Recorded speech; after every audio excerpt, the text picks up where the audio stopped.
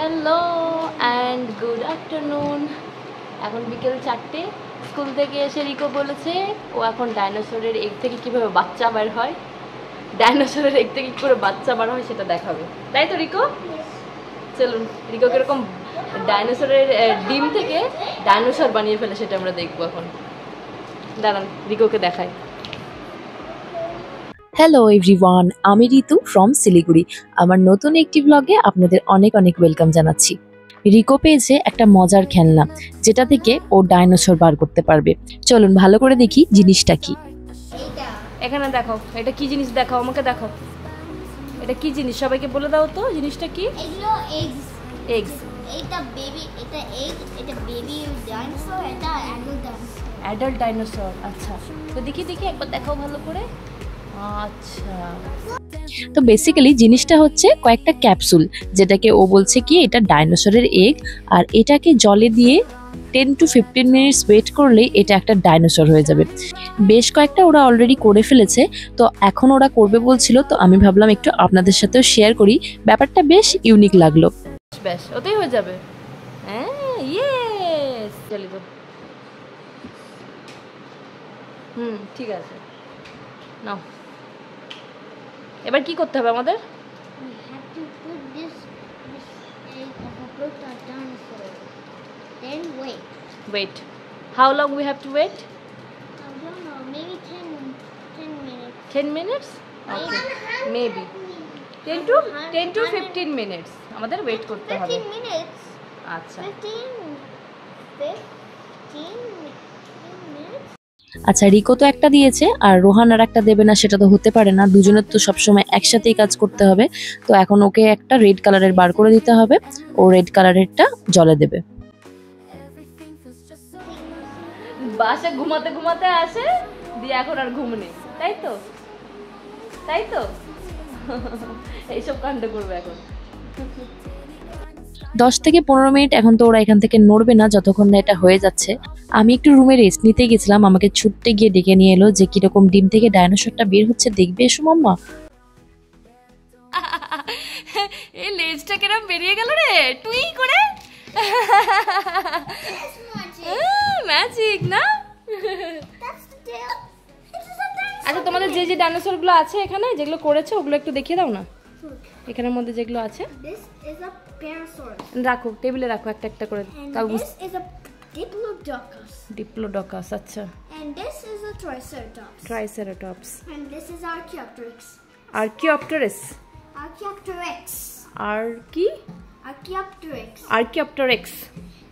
And বাপরে বাপ। the woolly mammoth. Mammoth. আমরা বাবা শুধু ম্যামথটাই পড়েছি ছোটবেলায়, এত কিছু পড়িনি আমরা। Ah, look at this dinosaur. হয়ে গেল রে। Almost there. That's a little time. A little time. এটাও হবে, দাঁড়া, এটা চিপকে গেছে এদিকে, একে জলে কর, এক্ষুনি খুলে যাবে। এই যে গা থেকে এটা Mama. ক্যাপসুলের মতো, এটা Ew. তো এখানে কি কি টাইপের ডাইনোসরের ক্যাপসুলগুলো আছে, ওগুলো খুলে গেলে কি কি ডাইনোসর হবে ওগুলোর নামও লেখা আছে। কোনো টাইপে এত খুশি হয়েছে কিনা আমার মনে পড়ছে না, এই ডাইনোসরের ক্যাপসুলগুলো পেয়ে যে এরা এত খুশি হয়েছে। রিকো যেটা দিয়েছিল গ্রিন কালারের ক্যাপসুলটা, ওটা খুব তাড়াতাড়ি খুলে গেল দেখলাম, এই মিনিট 5-7 মধ্যে।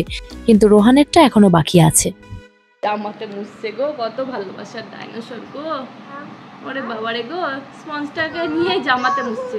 কই দাও, দেখাও, এখানে রাখো, সবাইকে দেখাও। ওরে বাবা, এবার শিং আছে না রে? আমরা যে ক্যাপসুল ওষুধগুলো খাই না, একদম ওরকম দেখতে, কেউ বলবেই না এটা খেলনা। এই স্পঞ্জের কাটিং করা ডাইনোসরগুলো ওর মধ্যে সুন্দর করে রোল করে ঢোকানো ছিল, আর জলে দিয়ে দিলেই ক্যাপসুলের ওপরের খোলসটা ছিঁড়ে কি সুন্দর করে একটা করে ডাইনোসর বেরিয়ে যাচ্ছে। রোহানের দেওয়া ক্যাপসুলটা সামহাও এখনো খুলছে না, আর এদিকে ও নড়বে না এখান থেকে। তো ওকে বোঝালাম এক একটা টাইম লাগে, চলো আমরা রেস্ট করে নিই, বরঞ্চ সন্ধ্যাবেলা এসে দেখবো ওটা কিরকম সুন্দর করে বেরিয়ে গেছে। কই কিরম হলো এটা দেখি। This is the Spinosaurus. বাইরটা এটা? ওরে বাবা, এটা ফ্লেমিঙ্গোর মতোই লাগছে। None of the flamingo. কোনটা? which one? This one. This This again. one. This Oh. তেলটা একটু ছোট না, নাকি তেলটা ছিঁড়ে গেছে? দেখ এই দেখ তেলটা কম থাকে না? হ্যাঁ এই যে তেলটা একটু ছিঁড়ে গেছে, এই যে ঠিক আছে ওকে। তাহলে ওদিকে তো রোহানকে আমি ঘুম পাড়িয়ে দিয়েছি, ও এখনো ওঠেনি। তো উঠে যখন দেখবে ওর ডাইনোসরটা রেডি হয়ে গেছে তো খুব খুশি হয়ে যাবে। আর আমি এখন খাচ্ছি কাড়া। এই গরমে মানে প্রচন্ড গরমে আমার হয়েছে সর্দি, মানে যা তা ব্যাপার, নাক জ্বালা করছে, গলা খুসখুস করছে, তাই জন্য একটু কাড়া বানিয়ে রেখেছি, সারাদিনে ওই অল্প অল্প করে খাচ্ছি। আর এদিকে বাইরেটা তাকিয়ে দেখুন, একটা পাতা নড়ে না, একটু হাওয়া দেয় না, একদম মনে হচ্ছে গরম প্রেসার কুকারের মধ্যে বসে আছি। আচ্ছা, ডাইনোসরের পার্ট চুকলো, এবার রাতে রান্না বান্না করতে হবে। তো আজকে বর স্পেশাল চিকেন রান্না করবে, তার জন্য চিকেন অর্ডার করা হয়েছিল। তো আমাদের যে চিকেন দিয়ে যায় ওদের সব চিকেন শেষ হয়ে গেছিল, বললো আবার চিকেন আসবে, এলে একটু পরে দিয়ে যাচ্ছি। তো মোটামুটি বেজে গেছে রাত্রি 8টা। তো চলুন এবার ঝটপট করে বরকে নিয়ে যাই রান্নাঘরে, নিয়ে রান্নাটা করি। স্পেশাল চিকেন হলেও এই রেসিপির কোনো মাথামুন্ডু নেই। মাথামুন্ডু নেই কেননা ওর কোনো নির্দিষ্ট মশলার পরিমাপ বা নির্দিষ্ট কোনো মশলা নেই, ও যা পারে তাই দিয়ে দেয়। এই যে এদিকে চিকেনগুলো আমি ধুয়ে সুন্দর করে রেখে দিয়েছি রেডি করে। বর প্রথমেই ওই হিমালয়ান পিঙ্ক সল্টটাকে ভালো করে একটু ক্রাশ করে নিল। এরপর অ্যাড করছে দই, আর আজকে আবার দেখলাম ক্রিম অ্যাড করছে। জেনারেলি ক্রিমটা অ্যাড করতে দেখি না, মানে ফ্রিজে দেখতে পেয়েছে আছে দিয়ে অ্যাড করে, এরকম একটা ব্যাপার। এখন আবার একটু গোলমরিচ রোস্ট করে নিচ্ছে শুকনো তাওয়াতে। আচ্ছা, এখানে অ্যাড করছে ডাল্লে। এটা তো মোটামুটি সবাই জানেনই, পাহাড়ি লঙ্কা আমাদের এখানকার, আমরা পাহাড়ে গেলে সবসময় কিনে নিয়ে আসি, তবে এখন শিলিগুড়ির যে কোনো মুদিখানার দোকানগুলোতে ডাল্লে পাওয়া যায়। আজকে হচ্ছে আমি বরের হেল্পার, আমি সবকিছু এগিয়ে দিচ্ছি, চিকেন টিকেন ধুয়ে দিচ্ছি, টুকটাকগুলো করে দিচ্ছি, আর তার সাথে ভিডিও করছি। এখন মোটামুটি বাড়িতে যা যা গুঁড়ো মশলা ছিল সবই বর অ্যাড করে দিয়েছে।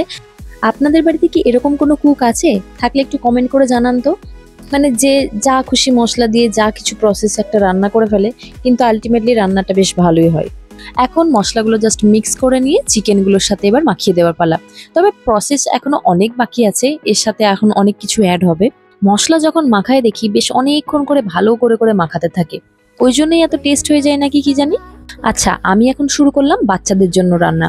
ওই চিকেনটা তো আর বাচ্চাদের দেওয়া যাবে না, তো এখন আমি বাচ্চাদের জন্য একটা সবজি ডাল করছি। আর ওদের জন্য দুপুর থেকেই কিছু চিকেনের বুকের পিসকে ম্যারিনেট করে রেখেছিলাম কাবাব বানাবো বলে, তো এক এক করে এখন ওগুলোই করে নিচ্ছি। আচ্ছা, বরের তো এদিকে আরো মশলাপাতি অ্যাড হয়েই চলেছে। কিছু কাজু বাদাম দিল, কিছু আলু দিল, ওই আলুগুলোকে কিছুটা কুক করে নিয়েছে, না হলে না সেদ্ধ হয় না। আর পেঁয়াজ, লঙ্কা এগুলো তো দিলই। আর আমার জন্য এটা স্পেশাল হচ্ছে এই রসুনটা। এই রসুনটা খেতে আমার খুব ভালো লাগে, সবসময়ই আমি এটা দিতে বলি আমার জন্য স্পেশাল করে, মাঝে মাঝে ভুলে যাই অবশ্য, তবে আজকে আমি মনে করে দিয়েছি আমার রসুনটা ভুলো না। তো রসুনটা দিয়ে দিল, আর উপর থেকে ছড়িয়ে দিল ওই যে গোলমরিচগুলো রোস্ট করছিল ওটাকে একটুখানি ক্রাশ করে নিয়ে ওটাকে ছড়িয়ে দিয়েছে উপর দিয়ে। আর এদিকে আমাদের বাচ্চাদের ডালটা আমি সিটিতে বসিয়ে দিয়েছি, আর এখন কাবাবগুলো জাস্ট সেঁকে নেবো। সকাল থেকেই যেহেতু ম্যারিনেট করা আছে, খুব বেশি টাইম লাগবে না, একদম অল্প তেলে 5 মিনিট একদম উল্টে পাল্টে দিলেই না জিনিসটা খুব তাড়াতাড়ি হয়ে যায়। চিকেনের লাস্টে একটু বাটার লাগিয়ে এটা যাচ্ছে ওভেনে, ওভেনটা প্রিহিট করে নেওয়া হয়েছে। এরপর প্রায় 1 ঘন্টারও বেশি ধরে স্লো কুক হবে। দেখছেন কালারটা, দেখেই মনে হচ্ছে এটা কতটা টেস্টি হতে পারে। আমি বললাম না, কি যে মশলা দেয়, কখন কোনটা দেয় কোনো নিয়ম নেই, কিন্তু খেতে যা দুর্দান্ত হয় না, মানে আমি বলে বোঝাতে পারবো না। আপনাদের যদি মনে হয় আপনারা এটা ট্রাই করবেন, আমাকে তাহলে কমেন্ট করে জানান। তাহলে এই চিকেনের ওপরে আরো একটা ভালো করে ভিডিও বানাবো, যেখানে মশলাগুলো সবকিছু ভালো করে দেখিয়ে দেবো আপনাদের। আমি আমার রসুন পেয়ে খুব আনন্দ পেয়ে গেছি। এবার রসুনগুলোকে একটু বার করে নিতে হবে, জাস্ট হাতে করে প্রেস করলেই না সুন্দর বেরিয়ে চলে আসে। চলুন ডিনারটা এবার করে নিই, অনেকটাই রাত হয়ে গেছে। বাচ্চাগুলোকে খাওয়ালাম মাঝখানে, ওদের খাওয়া দাওয়া হয়ে গেছে, এবার আমরা বসলাম, কেননা এতক্ষণে আমাদের চিকেনটা কমপ্লিট হলো। আচ্ছা, কেমন লাগলো আজকের ব্লগটা প্লিজ কমেন্ট করে জানাবেন, আর প্লিজ ভালো লাগলে একটু লাইক করবেন। আর কোন পার্টটা ভালো লাগেনি সেটাও জানাতে পারেন, অসুবিধা নেই, শুধু ভালো কমেন্টই করতে হবে তার কোনো মানে নেই। চলুন তাহলে আজকের ব্লগটা এখানেই শেষ করছি। প্লিজ ভালো লাগলে লাইক করবেন, শেয়ার করবেন, আর আমাদের চ্যানেলটিকে সাবস্ক্রাইব এখনো যদি না করে থাকেন অবশ্যই কিন্তু সাবস্ক্রাইব করে নেবেন। দেখা হবে আরো অনেক নতুন নতুন ভিডিও নিয়ে। টিল দেন টাটা, সবাই ভালো থাকবেন, গুড নাইট।